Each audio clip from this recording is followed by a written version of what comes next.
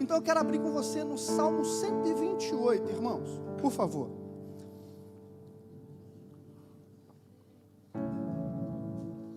Glória a Jesus. Glória a Jesus. Glória a Jesus. Todos acharam?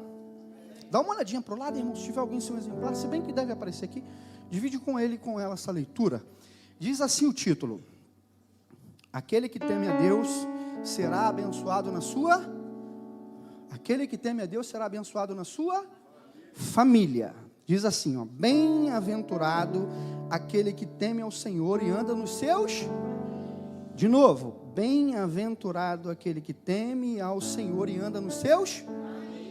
O 2: pois comerás do trabalho das suas, feliz serás e te irá. A tua mulher será como a videira frutífera ao lado da tua, e os teus filhos como plantas de oliveira à roda da tua. Eis que assim será abençoado o homem que teme ao Senhor. O Senhor te abençoará desde Sião, e tu verás o bem de Jerusalém todos os dias da sua vida, e verás o filho dos seus e a paz sobre Israel. Senhor, nosso Deus, nosso Pai, Deus bendito, nós te louvamos porque a tua presença, Senhor, ela é sentida e o nosso coração palpita mais forte por estar na tua casa. Obrigado. Nesse momento, Senhor, eu te peço, usa os meus lábios, não permita que minha boca venha falar palavras minhas, não. O teu povo está faminto, querendo receber o alimento que é a tua palavra. Então eu te peço, Senhor, em nome de Jesus, fala com o teu povo nessa noite. Amém. Amém. Amém. Irmãos, eu fico até constrangido, de repente essa seria a palavra mais exata, de tamanha receptividade, né? Tantos abraços que a gente recebe, tantos sorrisos quando a gente recebe, quando a gente entra aqui, a gente pensa até que é importante, João, a gente pensa até que é importante, de tanto abraço que a gente recebe, tanto sorriso, tanto acalento, de poder estar aqui e receber dos irmãos esse carinho todo. Quero dizer aqui, e os irmãos com toda certeza, sem qualquer tipo de hipocrisia, a Igreja Comunhão Rara, os pastores e a liderança dessa igreja, são pessoas que estão na minha oração contínua e permanente, porque eu consigo entender perfeitamente o porquê Deus trouxe a Comunhão Rara lá de São Roque, não é isso? São Roque, São Paulo, longe que dói, para cá. Foi exatamente para trazer você para estar sentado neste banco e ter a vida abençoada por esse ministério. E eu me sinto muito feliz e poder falar, porque eu vivi aqui, sei exatamente como funciona. O pastor Evanir, pastor Silvio, o jovem João Lucas, Miqueias e outras pessoas que aqui estão são meus amigos particulares. Pessoas que nós temos um relacionamento fora dessa igreja e que a gente conhece a vida dessas pessoas. E são homens que são referências no ministério e primeiramente na sua família, porque nós entendemos, hoje é um culto de libertação, e o culto de libertação é um título usado de forma secundária, porque é um culto de adoração a Deus, porque nós entendemos que quando nós adoramos a Deus, nós somos libertos dos males que esse mundo tem para nos oferecer. E hoje eu quero trazer essa palavra aqui do Salmo 128, que você já conhece. E se você pegar o livro de Salmos, irmãos, são 150 canções que foram escritas por longos anos por vários homens. Você vai encontrar salmo escrito por Asaf, você vai encontrar salmo escrito por Davi, você vai encontrar salmo escrito por Moisés, você vai encontrar salmo escrito por Salomão, você vai encontrar salmos escritos por homens que não foram nem citados na Bíblia. E os salmos você vai encontrar nesses cânticos momentos espirituais, porque o salmo nada mais era do que a expressão em louvor da alma dos nossos irmãos do passado. Então, quando eles estavam ansiosos, eles cantavam. Quando eles estavam angustiados, eles cantavam. Quando eles estavam temerosos, eles cantavam. Quando eles estavam encorajados, eles cantavam. Quando eles estavam em meio a situações irreversíveis, eles cantavam. Quando eles pensavam em desistir, eles cantavam. Só que não era um cântico comum como os outros povos cantavam, era um cântico de louvor ao Deus de Israel, porque eles entendiam que ao eles louvarem ao único Deus, ao Deus Todo-Poderoso, Deus iria conseguir, através do seu olhar, penetrar no mais profundo do coração e da alma, e entender exatamente o que eles estavam sentindo. E você vai encontrar do Salmo 120, ao Salmo, se não me falha a memória, 134 ou 136, no rodapé da sua Bíblia, vai dizer assim, que é os Salmos, que eram conhecidos como Cântico dos Degraus. Diz aí? Cântico dos Degraus? Vê se diz isso. Cântico, o que era o Cântico dos Degraus, irmãos? A Bíblia fala, rapaz, o rapaz da Sinaf está ali, varão. Deixa eu sair de perto dele. Negócio de Sinaf, eu estou fora. Deus abençoe, meu filho. Beijo no seu coração. Irmãos, está rindo, né, João? Está rindo. Olhe para cá, gente. Foi para descontrair. Do Salmo 120 ao 134, se não me falha a memória, 136, é conhecido como Salmo dos Degraus, por quê? Os nossos irmãos do passado, quem lembra que teve um período na história que a glória de Deus ela era conhecida e materializada através da Arca da Aliança? Quem lembra? A Arca da Aliança, ela tinha um simbolismo que era a presença de Deus. Quem lembra que teve um tempo em que essa Arca da Aliança ficou na mão dos filisteus? Quem lembra? Alguém lembra? Aí a Bíblia vai falar que um determinado rei chamado Davi, ele vai até a cidade dos filisteus e traz novamente a Arca da Aliança. E a Bíblia fala que quando ele traz a Arca da Aliança, ela é colocada numa cidade chamada Jerusalém. E a Arca da Aliança, que simbolizava a presença de Deus, agora ela passou a ter uma habitação fixa, um lugar para ela ficar. E Jerusalém, no tempo antigo, no tempo dos nossos irmãos do passado, tornou-se a cidade que era a capital universal da adoração ao único Deus.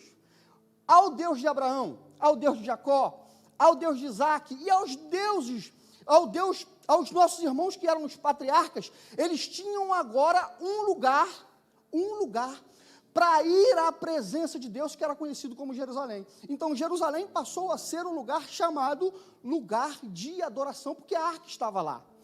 E os irmãos também sabem que a história conta que uma vez por ano era comum e normal que existisse uma peregrinação de todos os irmãos que buscavam a presença de Deus, eles se reuniam para ir para onde? Para Jerusalém. Lembra disso? E do Salmo 120 ao 134 ou 136, até o final dessa pregação a gente vai ter a certeza, os nossos irmãos, quando eles saíam da onde eles estavam, eles iam cantando. E eles iam cantando quais hinos que eles cantavam? Os cânticos dos degraus, que eram do Salmo 120 ao 136. Então eles iam cantando esses salmos. Então todas as vezes que eles se reuniam, se eles partissem do norte de Jerusalém, eles iam do norte até Jerusalém cantando os cânticos dos degraus. Se eles partissem do sul, eles iam do sul até o ponto de adoração cantando os cânticos de adoração ao Senhor. O que a gente precisa trazer como verdade prática para os dias atuais? Eles ainda não estavam na presença de Deus, mas eles tinham a certeza que eles tinham a necessidade de, mesmo a presença de Deus estar distante deles, que eles precisavam louvar a Deus. Aquilo era só um simbolismo, uma arca feita pela mão dos homens, que simbolizava a presença de Deus, mas o nosso Deus, assim como eles, nós também sabemos que Ele está em todos os lugares. Então eles entendiam que a arca não estava lá, mas que a presença de Deus estava com eles aonde eles estivessem. E o Salmo 128, ele para mim traz algumas verdades práticas que ela precisa ser aplicada na nossa vida diária, porque é um salmo que fala de todas as áreas da nossa vida. Se você não prestou atenção, eu vou trazer para você essa luz, para que você enxergue como um dia eu enxerguei. O primeiro versículo fala assim, olha, preste bem atenção, vê se você vai concordar comigo. Bem-aventurado aquele que teme ao Senhor e anda nos seus prosperidade espiritual. Porque andar nos caminhos do Senhor, só anda aquele homem que tem relacionamento com Ele. Então ele é próspero espiritualmente. Versículo 2. Pois comerás do trabalho das tuas e feliz. Ele vai pedir emprestado a alguém? Ele vai comer do trabalho da sua? É prosperidade financeira. Está falando aqui no 2. No 3. A tua mulher será como a videira frutífera ao lado da sua casa. Os teus filhos, como plantas de oliveira à roda da tua mesa. Prosperidade sentimental. Um bom relacionamento com a esposa e com os filhos. O 4. Eis que assim será abençoado o homem que teve o Senhor. No versículo 5 diz assim, ó, o Senhor te abençoará desde Sião, e tu verás o bem em Jerusalém todos os dias da sua vida. Prosperidade geográfica. Ou seja, aonde você estiver, tu vai ser feliz. Aí o 6, e verás os filhos dos seus filhos e a paz, prosperidade física. Então você vai entender que os nossos irmãos do passado, eles estavam cantando uma verdade que eles viviam.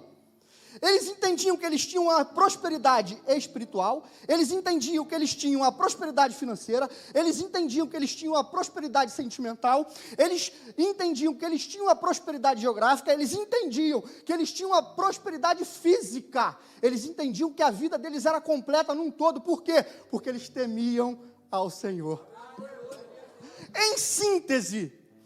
Em síntese, a nossa vida, por uma questão de lógica, ela é dividida em áreas. Você tem a sua vida social, você tem a sua vida financeira, você tem a sua vida familiar, não é isso?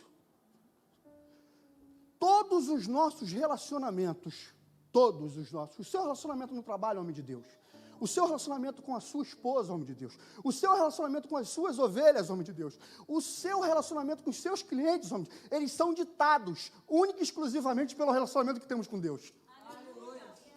Quanto melhor o nosso relacionamento com Deus, melhor o nosso relacionamento com todas as outras coisas. Quanto mais próximo de Deus nós somos, melhor as coisas serão nessa terra. Mas como assim, Júnior? Gente, temer a Deus não é estar longe de Deus. Temer a Deus não é ter medo de Deus. Temer a Deus é ter um relacionamento de sujeição e entender que você é pó, barro e cinza, e que o Deus que você serve pode honrar o pó, o barro e a cinza. Nós precisamos entender isso.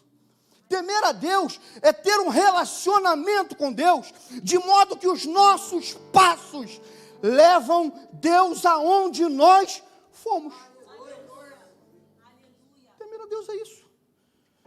Temer a Deus é isso. Você vai, antes de você chegar, Deus já está lá. Independentemente de onde você esteja. No 2 aqui está deixando bem claro, ó, vou te abençoar de Sião a Jerusalém. Ou seja, do norte ao sul, do leste ao oeste, em cima ou embaixo. A gente precisa entender exatamente isso. Quem aqui quer viver o melhor na terra? Eu quero. Eu quero. É bem certo que essa pergunta é muito subjetiva, porque às vezes aquilo que é melhor para mim, de repente não é melhor para você. Só que o melhor da terra para que nós vivamos é entender qual é a boa, perfeita e agradável vontade de Deus. Não é aquilo que queremos, é o que Deus quer exatamente para a nossa vida. É entender o lugar que você tem que ficar para que a glória de Deus se manifeste. Por quê? Porque nós não nascemos por acidente. Talvez você foi um filho que não foi programado pelos seus pais. A gravidez da sua mãe, Miqueias, talvez pegou o seu pai de surpresa ou até mesmo ela. Mas você não foi um acidente para Deus. Você foi um projeto de Deus para nascer dentro da família que você vive e para viver no lugar que você está vivendo com um propósito único, de fazer o nome do Senhor glorificado e conhecido. Porque não existe razão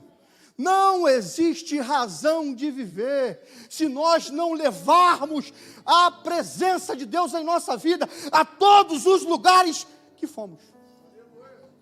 Não existe razão. Não existe razão. Não existe razão. E eu quero que você tenha maturidade para entender o que eu vou falar para você aqui. Quero que você tenha maturidade. Chegou a hora de nós não apenas sentirmos a presença de Deus. Preciso que você tenha maturidade. Chega de apenas sentir a presença de Deus. Chega de apenas ser visitado pela presença de Deus. Chega! Chegou a hora da nossa alma ser inundada pela presença de Deus, de modo que até os nossos sonhos sejam conduzidos pela presença dEle, de modo que cada segundo em que estivermos vivos nesta terra, a nossa vida proclame a sua glória, porque não existe razão para viver, se não for levar a glória dEle, e fazer o seu nome conhecido e glorificado. Irmãos, de repente você se vê diante de um cenário, que é aquela pergunta que os filósofos fazem muito, né? E nas academias, nas cadeiras de graduação a gente escuta bastante, aquela pergunta da filosófica que diz: da onde eu vim, quem eu sou e para onde eu vou. De repente você se pergunta isso: eu vim da onde? Quem eu sou e para onde eu vou? Se você não sabe essa resposta, eu vou te dizer agora. Da onde você veio? Você veio de Deus para ser um projeto dele. Quem você é? Se você ainda não sabe a sua verdadeira identidade, eu vou desvendar ela hoje. Você é filho de Deus. E para onde você vai? Eu vou desvendar isso agora. Você vai voltar para Deus, porque você é dele. Digam o que disser, aconteça o que acontecer. Aquele que teme ao Senhor é do Senhor. Deus, se preciso for, Ele vai mudar a rotação da terra para fazer você entender que você é dele, que a sua vida é dele, e Ele vai fazer isso de uma forma que você entenda. Pode até doer, mas Ele vai te espremer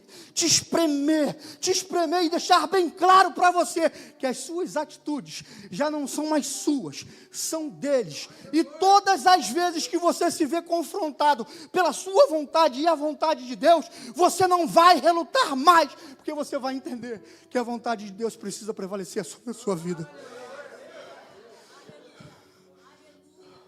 A partir desse momento, a partir desse olhar, a nossa vida vai mudar. A nossa vida vai mudar. Eu estou dizendo aqui,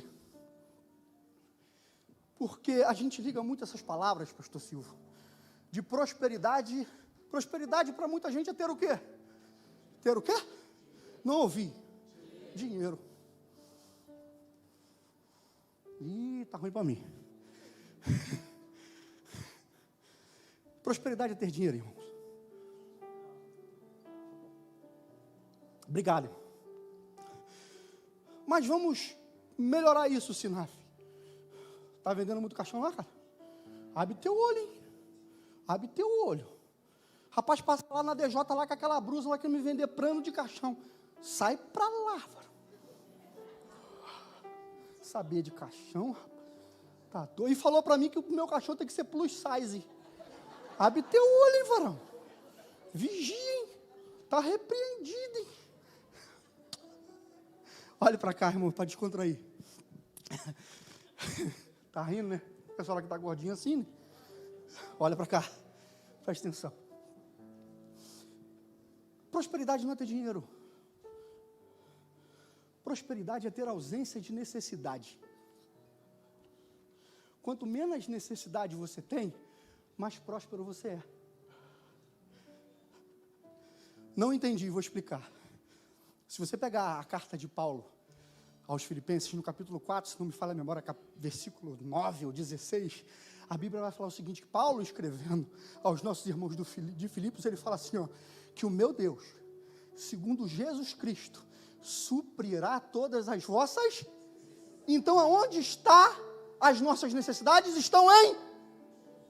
Então, quanto mais perto de Cristo eu estou, mais próspero eu sou, porque se prosperidade é ausência de necessidade, e Cristo tem nas mãos tudo aquilo para nos dar, se eu estou aos pés dele, eu sou o homem mais próspero da terra. Oh, glória! Oh, glória!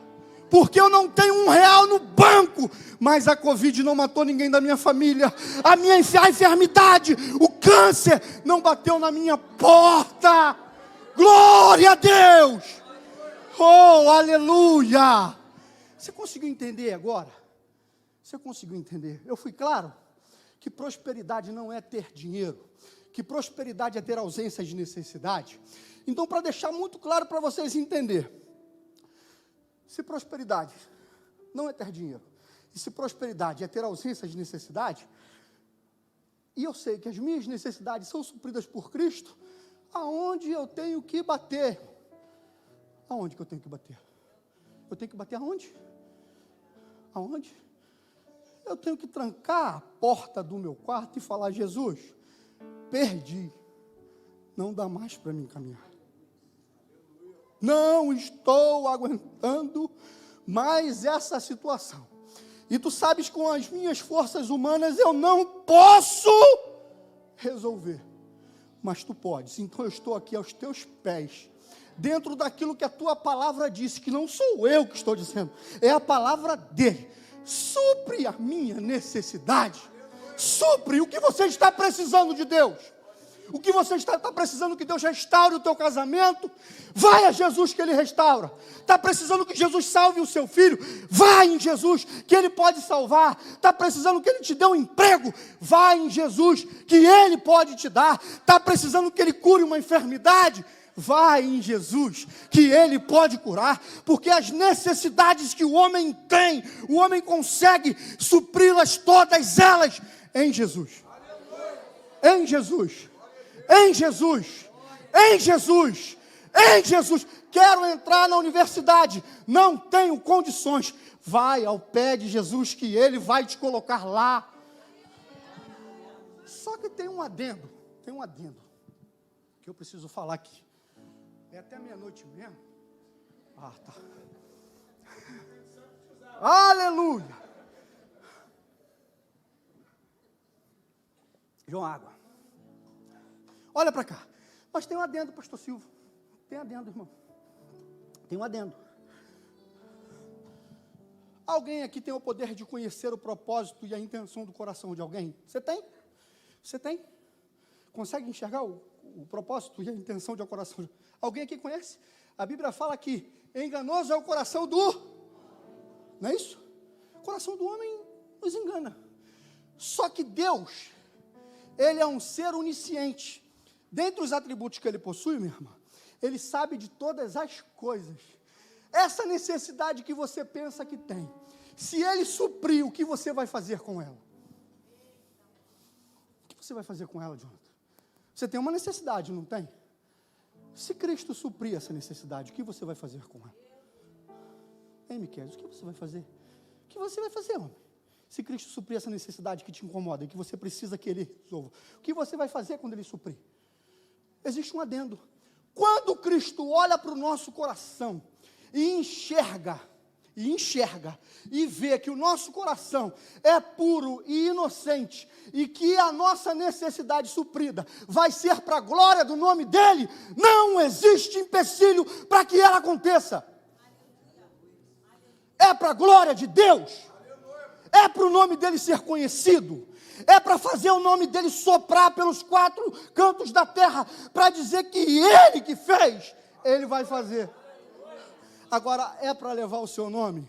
Esquece que nada disso vai acontecer. Nada disso vai acontecer. Nada disso, porque a glória é só dele. Infelizmente, nós vivemos frustrações dentro de necessidades que Cristo quer suprir, porque Ele entende que o orgulho e a vaidade vai se sobressair sobre o nome e a glória dele. Então Ele enxerga isso. Não vou dar não. Eu vou dar nada. Tá louco? Eu vou dar outra DJ para ele, para quê? Para ele ficar assim, vem para DJ? Vem para DJ? Não vou. É para minha glória. É para a glória dele. Eu vou dar para ele 50 DJ, irmãos. 50. É para a glória dele. É o meu nome que vai ser conhecido lá. Eu vou dar 50 para ele. Porque ele entende que não é dele. Ele entende que não é dele. A Bíblia fala, quando Pedro escreve a carta, que nós somos dispenseiros de... Não entendi. Dispenseiros de quem? Pedro, ele escreve a sua carta, e na sua carta ele chama os crentes, os salvos, de dispenseiros. Olhe para cá, irmãos, por favor. Olhe para mim. Você sabe o que era um dispenseiro? Imagino que sim, mas deixa eu te lembrar. Quando Pedro escreve essa carta, falando que nós éramos dispenseiros de Deus, eu quero pintar um quadro para você enxergar. Os mais antigos, assim como eu, vai viver e ressentir até alguns sentimentos. Lembra na casa da vovó, quando a gente ia lá? Tinha na cozinha aquele armário grandão. Grandão. O nome daquele armário era o quê? Despensa. Quem lembra disso? O nome daquele armário era despensa. E o que ficava na despensa? Ficava o alimento que a família precisava para viver. E eu quero ir mais longe no tempo e lembrar do período dos escravos, em que os senhores possuíam uma despensa muito grande na sua cozinha e só um tinha a chave. Quem é que tinha a chave? Oi? O de confiança. Não era? Só o de confiança que tinha a chave. Quando Pedro está dizendo, olha para mim, que nós somos dispenseiros de Deus, imagina a cozinha no céu. Já imaginou? O céu com uma cozinha. Vamos imaginar aqui, vamos trazer para o mundo do mundo real. Vamos pintar o quadro aqui, o céu com uma cozinha. E dentro daquela cozinha, tem um grande armário, cujo nome é despensa. E tudo que o mundo precisa está lá. E você tem a chave. Quando falta paz para alguém, você vai lá, porque você é um homem de confiança de Deus, abre a despensa, pega a paz e distribui. Quando falta cura, você vai lá, abre a despensa de Deus e distribui. Quando falta comunhão, você vai lá, abre a despensa de Deus e distribui comunhão. Quando falta reconciliação, perdão, harmonia, você vai lá, abre e distribui para todo mundo. Por quê? Porque você é dispenseiro de Deus. Você tem a chave para mudar a situação desse mundo que está perdido. Aquele casamento em crise, aquele noivado que está quase acabando, aquela dispensa no trabalho que está iminente. Você tem a chave para resolver isso. Por quê? Porque você tem a chave da... A chave do quê? Da despensa. E o que tem na despensa? Tudo que o mundo precisa. Só que tudo isso que eu falei está condicionado a uma única coisa: viver uma vida de temor ao Senhor. Irmãos, para encerrar, a igreja tem os pastores, e como digo, repito, como eu disse, eu vou repetir, nada do que eu estou dizendo aqui, vocês nunca ouviram. Nada do que eu estou dizendo aqui, vocês nunca ouviram. Vocês certamente já ouviram isso. De repente está ouvindo agora, da boca de uma pessoa que você nunca ouviu. O grande problema, irmãos, é que a gente quer viver, às vezes, uma vida longe do temor ao Senhor. E quando vivemos uma vida longe do temor ao Senhor, as coisas, elas não acontecem. Porque nós somos de Deus. Não adianta você querer viver uma vida fora daquilo que Deus planejou para você. Você está dando um murro em ponto de faca. Você só vai continuar se machucando. Você sabe, e Deus já incendiou o seu coração, o que Ele quer fazer na sua vida. Você vai relutar até quando? Até quando você vai viver esse meio evangelho, esse meio cristianismo? Ou você é de Deus por inteiro, ou você não é nada de Deus. Só para encerrar aqui. Eu sou um homem casado, muito bem casado, com todas as vênias aos casais aqui presentes, mas Deus me deu uma morena linda, oh glória! Mas só Deus e eu sabem como eu subi os montes, varão. Porque, segundo ela se apaixonou pelo meu pé. Aí eu perguntei, Senhor, mas ela se apaixonou pelo meu pé, por quê? Porque se ela visse o seu rosto, tu estava ferrado. Eu falei, Deus, tu és lindo. Eu sou um homem casado. Mas se nos nossos votos de matrimônio, ela falasse para mim que ela ia ser 99% fiel a mim, eu não casaria com ela. Não casaria. Nós não podemos ser 99% fiéis a Deus. A nossa vida precisa ser de Deus por inteiro. Não há nada na nossa vida que não seja de Deus. Os nossos relacionamentos, eles precisam ser de Deus. As nossas intenções, elas precisam ser de Deus. O nosso matrimônio, ele precisa ser de Deus. A maneira que criamos os nossos filhos precisam ser de Deus. Você está entendendo isso? A maneira como você trata o seu pai e a sua mãe, jovem, precisa ser de Deus. Precisa, obrigatoriamente precisa. Eu quero encerrar essa mensagem aqui, deixando muito claro para você, muito claro, Deus tem o melhor para a nossa vida. Não existe nada que Ele não possa fazer, mas tema ao Senhor, repudie o pecado. Tem uma frase que eu carrego para a minha vida: quem anda pelo lugar certo, não chega no lugar errado. Quem sabe o que planta, não tem medo do que vai colher. Não tem medo do que vai colher. Eu tive a oportunidade, irmãos, e eu falo muito, né, pastor, quando pega o microfone para falar, é uma beleza. A gente até quer entregar o microfone, mas o ímpeto quer falar mais alto. Eu pastoreei uma igreja, e agora eu fechei a Bíblia, a gente vai encerrar. E uma das igrejas que eu pastoreei, eu me lembro, que os jovens, eles foram para uma festa, e me convidaram para ir, mas sabe aquele convite, como quem diz, pastor, vai lá, mas não vai? Já viu? Pastor, vai ter um negocinho lá, mas vai lá. Mas aquele vai lá bem de longe. Só que eu sou meio doido da cabeça, quem me conhece de mais perto sabe que eu não sou muito normal. Não sou muito normal, não sou, irmão, não adianta que eu não sou normal. E eu sei disso. Tenho até medo, uma vez eu fui fazer um tratamento com a psicóloga, 4 meses depois eu fiquei sabendo que ela estava se tratando. Só para vocês entenderem. Está rindo porque não foi você que me atendeu. Por isso que você está rindo. Olha para cá. Olhe para cá. Olhe para mim. E eu falei, Johnny, tem um negócio dos jovens lá na casa de fulana. Lá na casa de fulana. Vamos lá na casa de fulana. Tem um negócio do jovem lá. Irmão, e com todo o respeito que tem, eu cheguei lá, irmão, os jovens estavam no polidense. Meu Deus, irmão. Tinha Deus lá? Não. Tinha todo mundo, menos Deus. Irmão, quando eles souberam, e o pai que estava desviado, quando soube que o pastor chegou, ele fez questão de me levar na surdina. Ou seja, pastor, agora tu vai conhecer quem são. Rapaz, eles estavam num negócio de ferro assim, ó. Rapaz, quando eu vi aquilo, eu falei, é mentira. E estava cantando um tal de senta, senta, senta, senta. Rapaz, eu sei, irmãos, que quando eles viram o pastor, irmãos, que era mais escurinho, ficaram branco. Parecia que eles tinham tireoide. Já viu uma pessoa que tem tireoide, como é que fica com o olho regalado?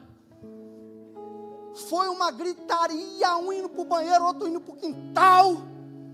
Rapaz, Aí eu fiquei pensando assim, engraçado, né? Do pastor tem medo. E de Deus? Será que Deus não estava vendo? Será que Deus não estava vendo aquilo? Será que Deus não estava vendo? Irmãos, a gente tem as autoridades aqui na terra.